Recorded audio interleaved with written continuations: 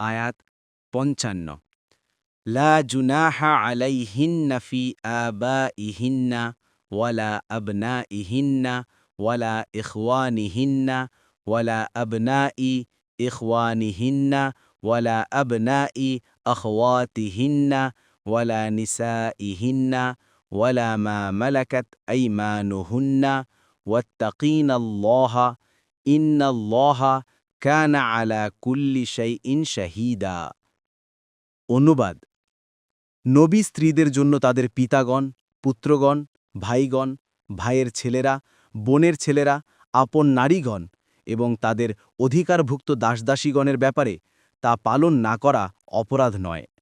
আর হে নবী স্ত্রীগণ, তোমরা আল্লাহর তাকওয়া অবলম্বন করো। নিশ্চয় আল্লাহ সব কিছুর উপর সম্যক প্রত্যক্ষদর্শী। তাফসীর ১ নম্বর ফুটনোটের বিবরণ, অর্থাৎ তাদের সাথে পর্দা করা বাধ্যতামূলক নয়। ফাথুল কাদির।